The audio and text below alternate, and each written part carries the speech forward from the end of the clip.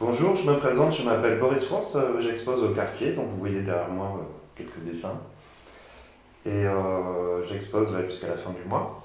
Et donc je vais vous présenter par cette vidéo les techniques que j'utilise, donc en m'appuyant sur mes dessins et aussi sur des œuvres d'artistes reconnus. Je vous présenterai également les techniques et les outils qu'on peut utiliser pour l'estampe.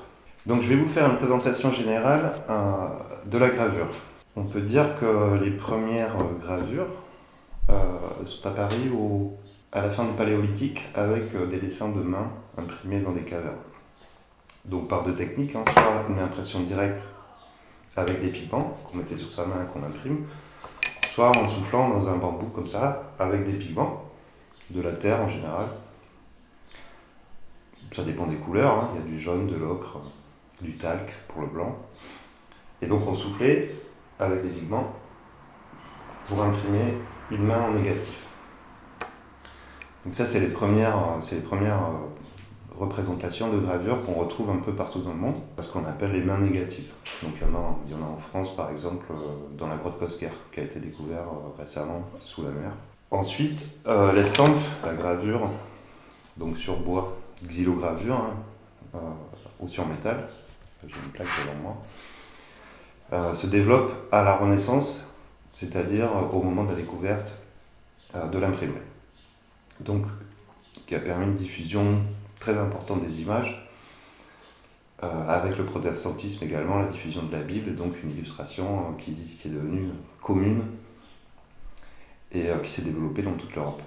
Alors en Chine, c'est apparu un petit peu avant, mais bon, on va se concentrer quand même sur la France et l'Europe. Alors, je vais vous parler des différentes techniques de l'estampe, en commençant par les plus traditionnelles. Donc là, j'ai devant moi des plaques qui représentent des lettres qui servaient pour l'imprimerie. Donc ça, c'est des grands formats en bois, mais normalement, pour les journaux par exemple, c'était du zinc. C'est des petits morceaux de zinc avec des lettres et qu'on mettait dans des casiers pour imprimer le texte. Donc ça, c'est une impression en relief, c'est-à-dire qu'on enduit d'encre la partie supérieure et qu'on applique sur une feuille par-dessus. Et donc ça amène la gravure sur bois. Donc là par exemple j'ai apporté un tirage que j'ai fait sur... donc là c'est du médium, parce que ça coûte pas très cher et que c'est facile à utiliser. Mais on peut également utiliser d'autres matériaux. Mais voilà, le concept c'est de creuser. En fait, ce qu'on creuse, c'est blanc, et ce qui reste en surface, c'est de couleur ou c'est noir. On peut également utiliser le bois. Alors, traditionnellement, c'est le bois plus solide, parce que au moment de l'imprimerie, justement, il fallait qu'il y ait beaucoup de tirage. Donc, si avec du médium, le bois il s'écrase. Et donc, à l'époque, on utilisait du bois de tranche, c'est-à-dire dans le sens de l'arbre, on va dire, justement pour que ça soit plus solide. Alors, une autre technique qui s'apparente à celle du bois, c'est le linoléum, donc qui est facile à travailler aussi. Et de la même façon, donc c'est comme un tampon, grosso modo, le concept. On creuse ce qu'on veut qui n'apparaisse pas, et ce qui reste en relief donnera le dessin qu'on a fait. Voilà, donc ça c'est une technique qui est assez facile à mettre en œuvre, et surtout c'est moins physique, puisque c'est pas les mêmes outils que le bois, puisque c'est quand même un matériau qui est souple. Voilà. Donc c'est un linoléum exprès pour dessiner, c'est pas celui qui est par terre. Et voilà, ça coûte pas très cher, et les outils, voilà, je vous montrerai les outils plus tard, et je vous montrerai comment on peut travailler dessus. Alors une autre technique qui est aussi facile à mettre en œuvre, c'est le monotype. Donc monotype, ça veut dire qu'on peut tirer un seul exemplaire. Donc l'idée, c'est d'enduire une plaque en plastique ou en métal, ou pareil en lino, en enduit d'encre avec un petit rouleau. Et en fait, après on va travailler avec n'importe quel objet pointu. Donc ça peut être un morceau de bambou comme ça ou une pointe. Et là on enlève, donc ça peut être des cotons-tiges ou du coton. Et là on va enlever ce qui apparaîtra en blanc en fait. Ou en demi-teinte, en utilisant justement soit des éponges, soit du coton. Voilà. Et du coup on peut arriver à avoir un décliné de noir, de blanc et de gris. Voilà, donc après la seule idée c'est que on peut avoir un seul tirage, d'où monotype. Donc là je vais vous faire une petite démonstration du monotype qui est la technique la plus basique en termes d'impression. Donc ça tout le monde peut le faire. Le matériel coûte pas cher. Donc l'idée c'est d'enduire une plaque avec de l'encre typographique à l'eau ou à l'huile. Alors l'eau c'est mieux parce que c'est plus facile à nettoyer, on n'a pas besoin d'essence de térébenthine. Donc là j'enduis ma plaque. Bon là je le fais vite. Alors on peut donner de la texture. Je ne sais pas ce que vous voyez là. Et l'idée, donc là on procède par retrait, c'est-à-dire que mon fond est noir. Et ce que je vais enlever va apparaître en blanc. Donc si je veux faire un bonhomme par exemple, voilà. Là je fais les yeux, le nez par exemple, une grande bouche de grenouille, et puis des cheveux. Donc là je fais avec un coton-tige, mais on peut faire avec du coton ou d'autres éléments.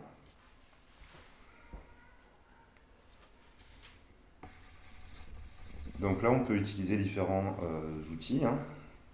Là c'est par exemple un morceau de bambou coupé,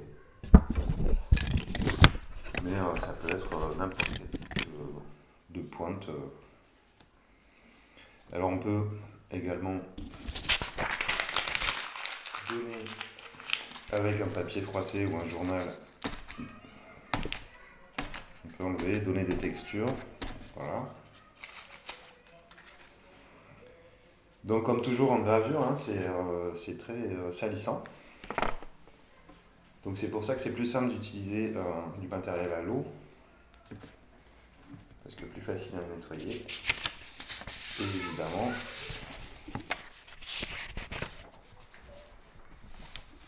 toujours essayer de ne pas mettre de l'encre et souvent se nettoyer les mains. Donc là, normalement, on devrait passer tout ça sous une presse, mais tout le monde n'a pas de presse, et donc le procédé le plus simple, c'est d'utiliser soit une cuillère, donc on applique la feuille, soit un outil comme celui-ci. C'est un outil japonais qui est fait exprès pour ce type de gravure. Et donc là on va appuyer de façon régulière.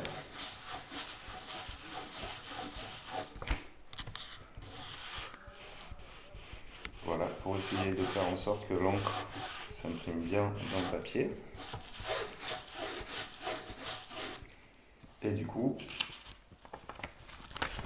on va avoir ce type de résultat.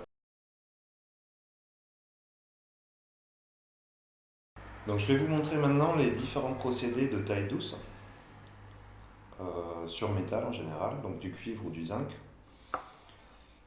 Et le procédé en fait consiste à inciser la plaque de métal, de l'encrer avec de la tarlatane, enfin on met de l'encre partout, on essuie avec de la tarlatane, c'est un tissu très léger, afin de dégager les surfaces plates où il n'y a pas d'incision, qui seront blanches, et de garder l'encre dans les incisions qu'on a auparavant faites. Donc il y a plusieurs procédés. Le burin, donc je vous vous montre l'outil. Voilà, ça c'est un outil qui est assez difficile à maîtriser.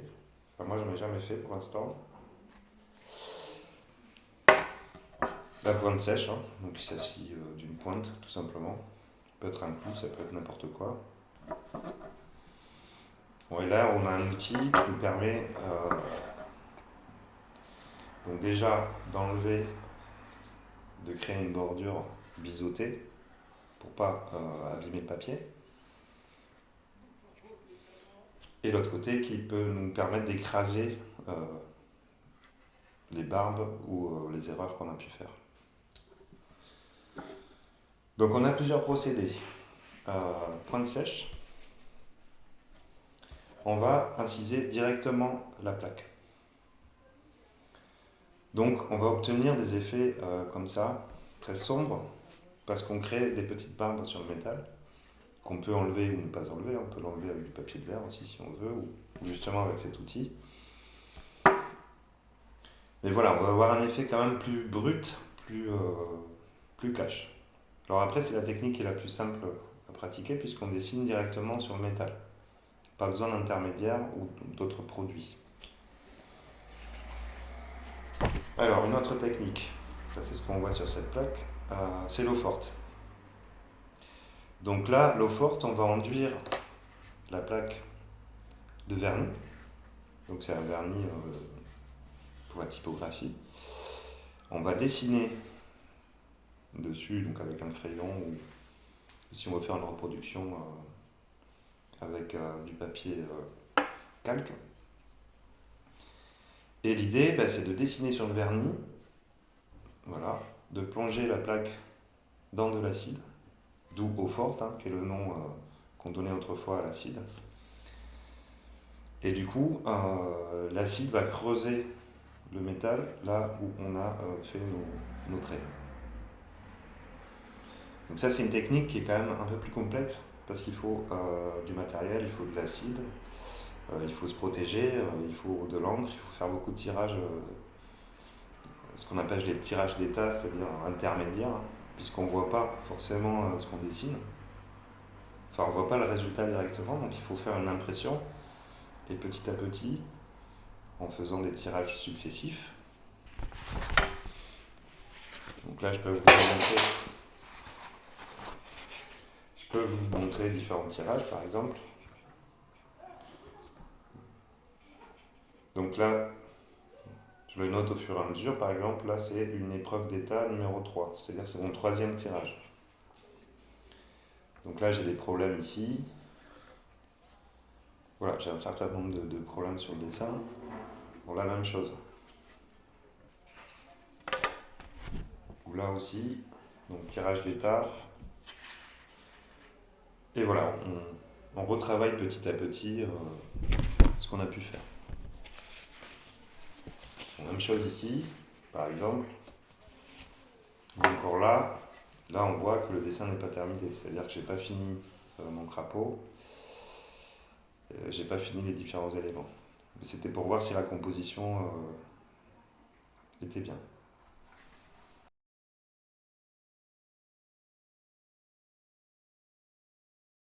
Donc une autre technique d'impression se nomme l'aquatinte.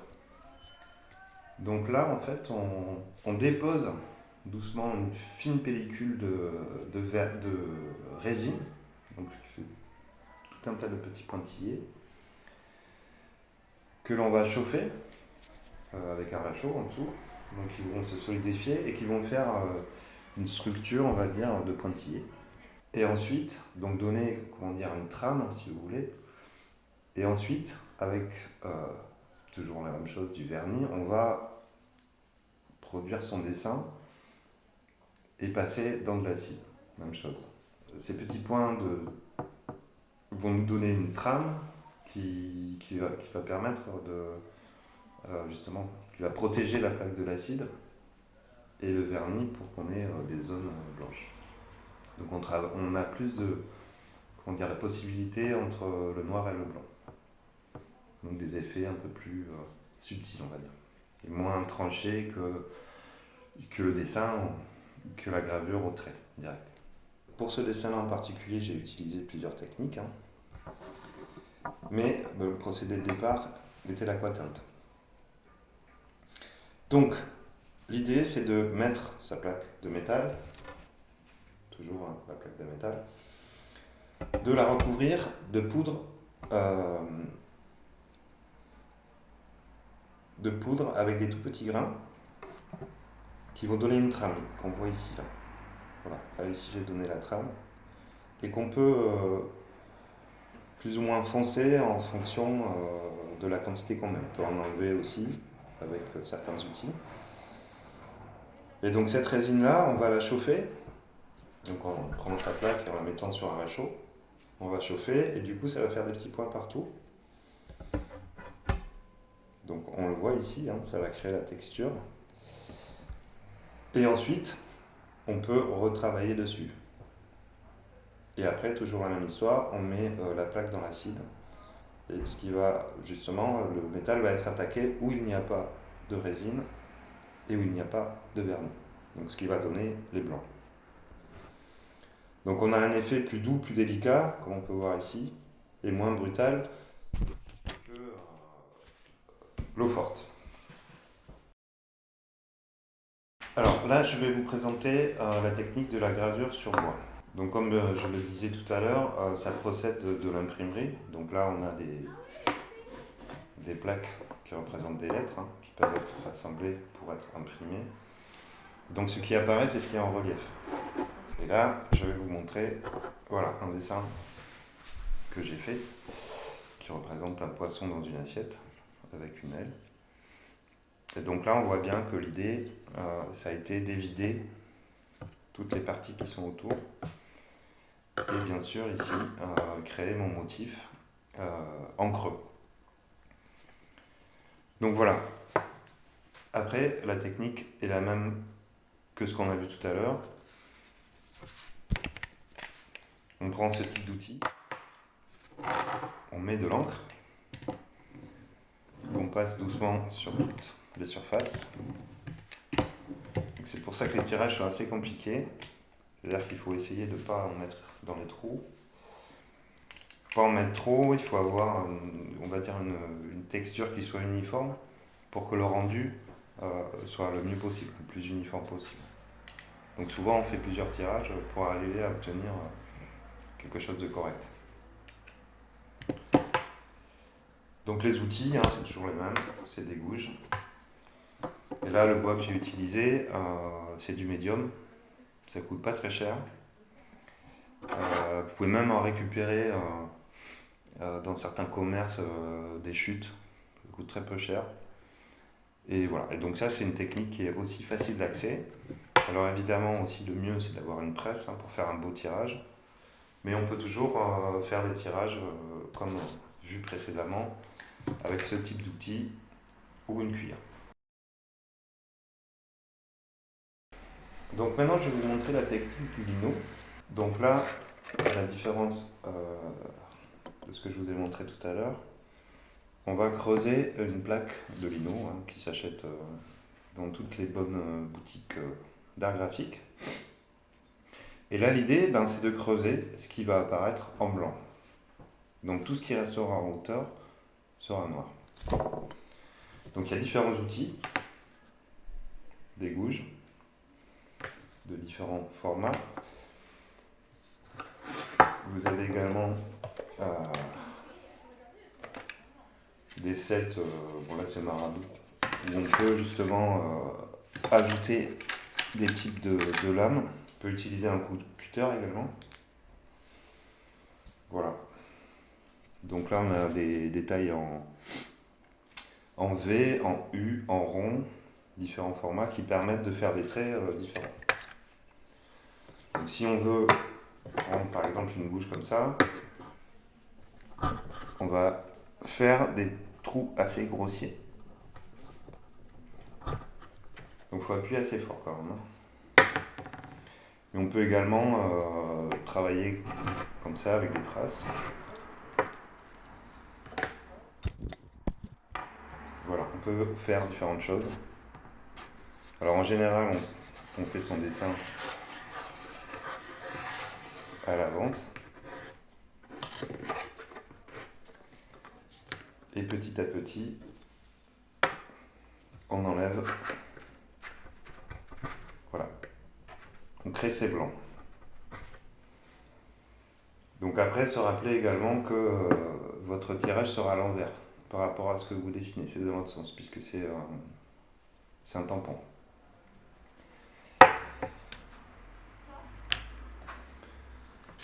Donc voilà, ça c'est une technique qui est assez facile à mettre en œuvre, qui demande pas beaucoup de moyens et qui peut produire des résultats satisfaisants.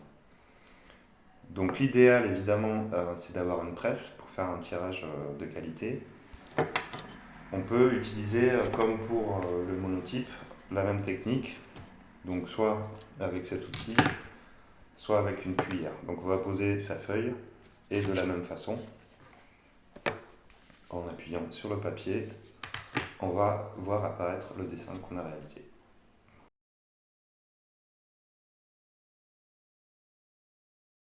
Donc je vais parler des artistes, graveurs et en premier lieu Dürer. Donc Albrecht Dürer est né en 1471 à Nuremberg et il est mort dans la même ville en 1528. Donc c'est un dessinateur, peintre et graveur allemand et aussi connu comme un théoricien de la géométrie. Donc c'est un artiste qui a beaucoup voyagé, notamment en Italie. Il était très influencé par la peinture italienne. Il est devenu un artiste extrêmement réputé et extrêmement célèbre en son temps. Donc là j'ai choisi deux œuvres de lui qui sont très connues en gravure, le rhinocéros et la mélancolie.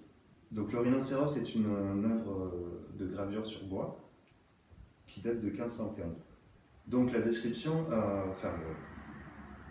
l'image est fondée sur la description d'un rhinocéros, basée sur un croquis, puisque Dürer n'avait jamais vu de rhinocéros. Et donc un rhinocéros indien avait débarqué à Lisbonne plus tôt dans l'année.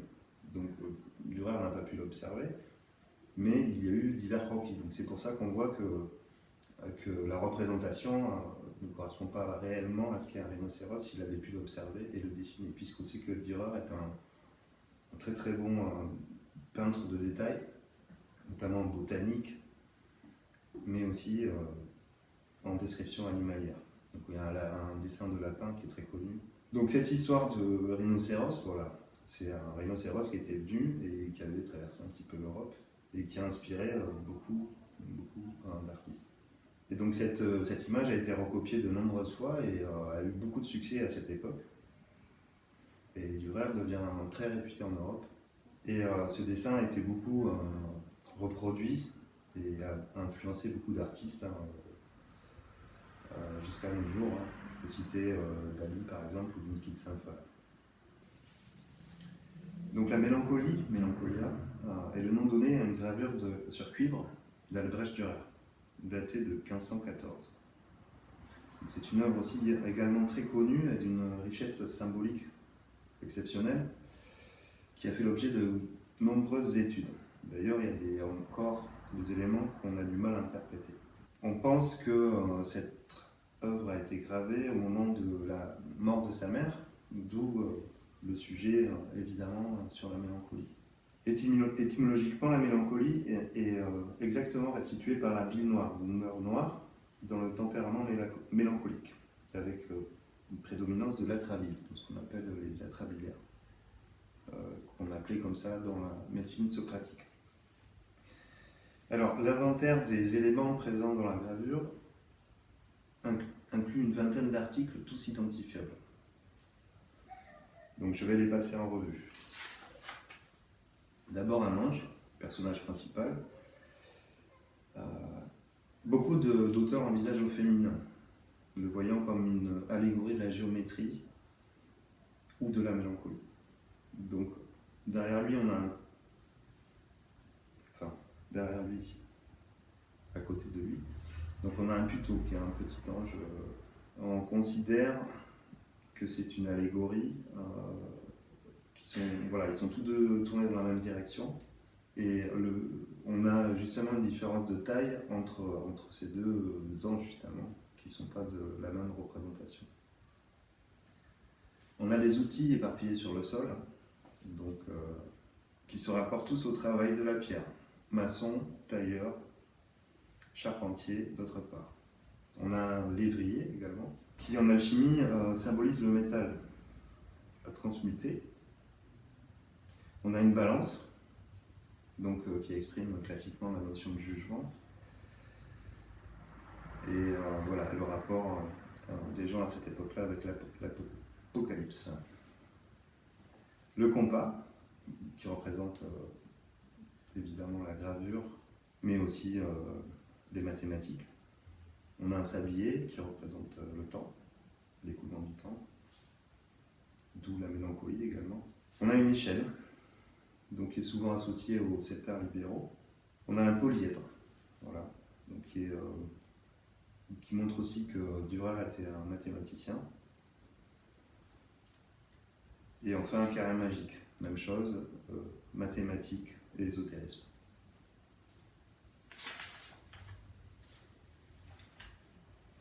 Et enfin un visage sur le polyèdre. Alors qu'on voit, il faut prendre une image avec beaucoup de détails. Là aussi, on ne sait pas trop si c'est un crâne humain ou si c'est un autoportrait du Dürer qui se serait mis là dans son dessin, dans sa gravure. Donc on a un monogramme qui est sa signature, qu'on voit souvent dans ses représentations. Et comme je le disais, voilà, la date.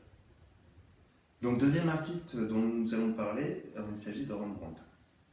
Donc il y a un artiste néerlandais, né à Leyde en 1606, et mort à Amsterdam en 1669.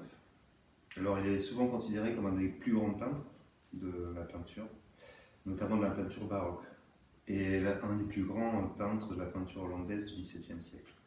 C'est également un des plus grands aquafortistes, donc eau forte, de l'histoire. Il a vécu pendant ce que les historiens d'art appellent l'âge d'or de la peinture néerlandaise, donc le XVIIe siècle. Au moment où la culture, les sciences et le commerce et l'influence politique des Provinces-Unies ont atteint leur apogée, surtout au niveau commercial. Donc on a une région qui est très riche, beaucoup de bourgeois qui vont investir dans la peinture. D'où l'essor de grands artistes à cette époque-là, de grands artistes hollandais. Une des caractéristiques majeures de son œuvre, c'est l'utilisation d'éclaireurs obscurs et le jeu des contrastes. Il est aussi reconnu par l'âpreté ou la dureté de sa peinture, avec des corps souvent sur lesquels on voit les effets de leur vie difficile. Et les scènes qu'il dessine, grave, peint sont souvent des scènes de la vie quotidienne, de la vie populaire, avec des gens indigents, usés par l'âge. Donc ses thèmes de prédilection sont surtout le portrait et l'autoportrait, puisqu'il en a produit un nombre très impressionnant, ainsi que les scènes bibliques. Donc j'ai choisi deux exemples, une eau forte qui représente Adam et Ève, donc scène biblique. Donc en regardant la composition, on voit Ève au milieu de la gravure, qui s'impose comme le personnage principal. On voit le dragon grimpé sur l'arbre, qui symbolise évidemment le diable et la tentation, et qui tient une pomme dans sa gueule. Ève tient également une pomme. Donc on est sur un moment d'interdiction et d'hésitation.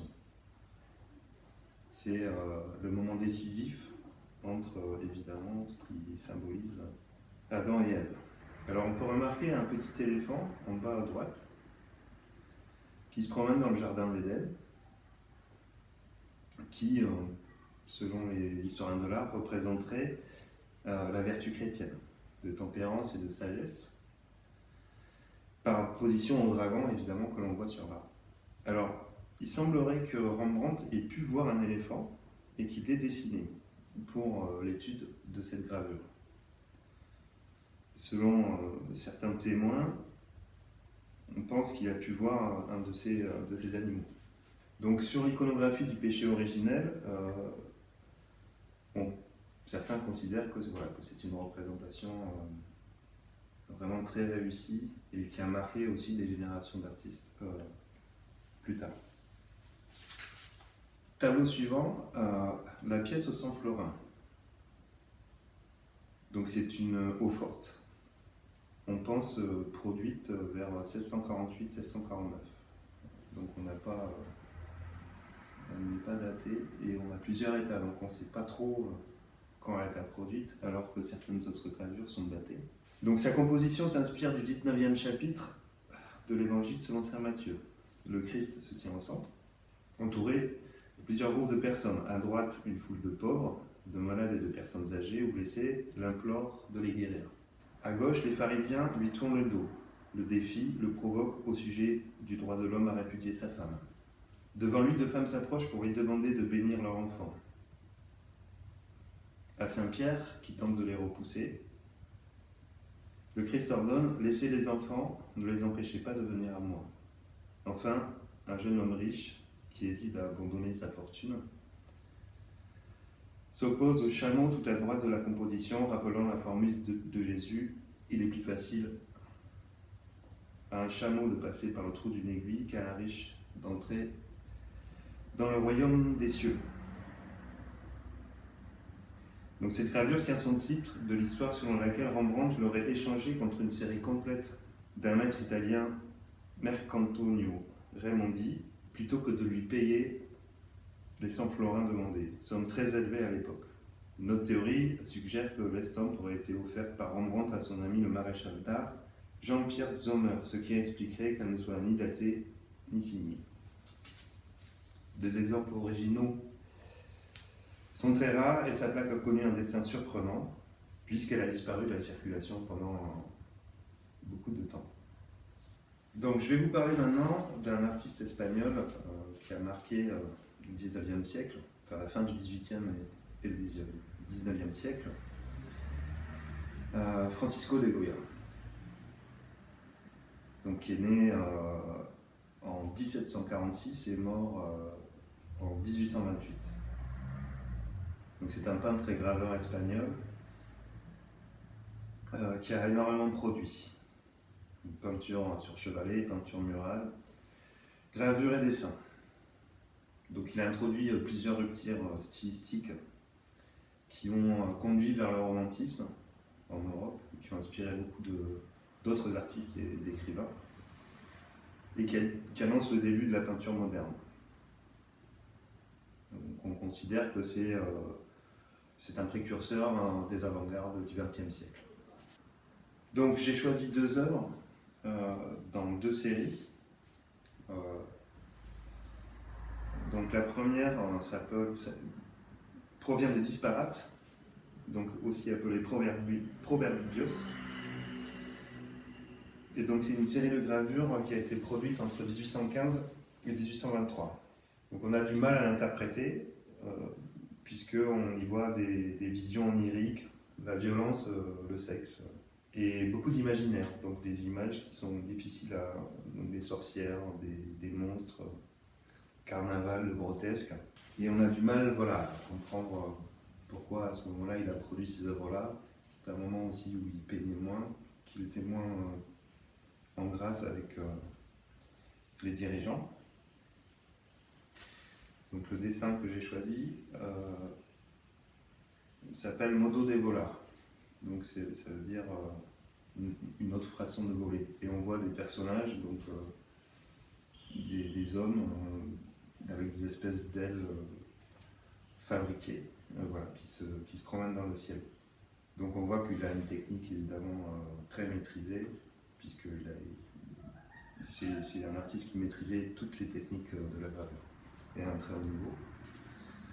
J'ai choisi une autre gravure, donc qui est tirée d'une autre série, qui s'appelle Les désastres de la guerre. Donc c'est une série qui a été réalisée entre 1810 et 1815. Alors on ne connaît pas non plus là, son intention dans les créations de cette série, mais on considère que c'est une protestation visuelle et graphique contre les violences du soulèvement de Dos de Mayo, la guerre d'indépendance espagnole contre les Français, qui a suivi les revers de la Restauration en 1814. Donc là, le dessin que j'ai choisi, puisque c'est une série qui est quand même assez violente, le dessin que j'ai choisi, on voit des corps démembrés accrochés à un arbre, des corps nus et démembrés. Alors on considère qu'il a pu voir les désastres de la guerre, c'est pour ça qu'il en a fait cette gravure. Donc toute la série d'ailleurs est intéressante. Et ça, je vous invite à regarder toute cette série, puisque c'est vraiment une œuvre très importante. Alors, Cécile Reims est une buriniste qui a beaucoup travaillé en France, d'origine lituanienne, qui est née en 1927 et est mort donc, il n'y a pas très longtemps, en 2020. Donc elle est née dans une famille juive, et sa famille a quitté évidemment son pays au moment de la montée du nazisme. Donc, sa famille arrive en France en 1933, et la rafle du Veldiv anéantit sa famille.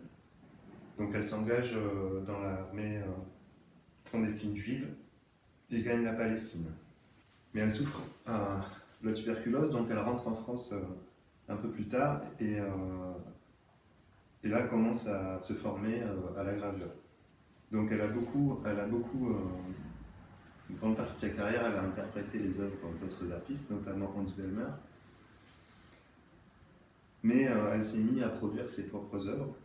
Après sa rencontre en 1951 avec Franz II, son compagnon, qui est également dessinateur. Et donc ces sujets sont plutôt des sujets très réalistes, animaliers ou végétaux, et avec un mélange justement entre une partie humaine et une partie animale ou végétale. Donc avec un dessin très pur, du burin, et une maîtrise technique qui est remarquable. Donc elle ne possédait pas de presse dans son atelier, et donc elle faisait faire ses tirages par d'autres personnes.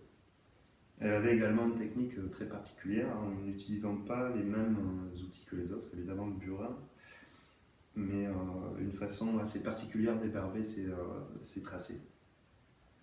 Donc là j'ai choisi deux œuvres. La première représente un corps à genoux, un corps humain, surmonté d'une tête de hibou, enfin des ailes et d'une tête de hibou. Le titre, c'est Lieu commun, L-Y-E-X, commun. Et on notera la qualité du plumage de l'oiseau. Et le deuxième dessin que j'ai choisi est issu d'une série qui s'intitule Plaie d'arbres, où elle a choisi de représenter des troncs couverts de lianes ou de lierre, et de montrer une espèce de torture de la végétation par justement ces variétés qui s'attaquent aux arbres. Donc pour conclure cette séquence sur la gravure, l'estampe, on pourrait dire que c'est une activité qui revient quand même à la mode. On peut constater que les ateliers sont complets et qu'il y a beaucoup de monde. On voit aussi également le développement des arts graphiques, et notamment tout ce qui est pochoir, avec des artistes maintenant qui deviennent très célèbres, comme Bansky. Que dire de plus ? Donc moi je vous engage à venir au quartier, voir les expositions qui arriveront plus tard. Et je vous invite aussi peut-être à faire de la gravure. Donc j'ai montré des procédés quand même assez simples. Il y a également des ateliers quand ils vont réouvrir. Donc vous en avez un qui est très bien à l'école des Beaux-Arts de Villeneuve-sur-Lot. Et donc à Agen, il n'y en a pas encore, mais ça serait bien que ça se développe. Donc voilà, je vous souhaite bon courage et puis merci de m'avoir écouté.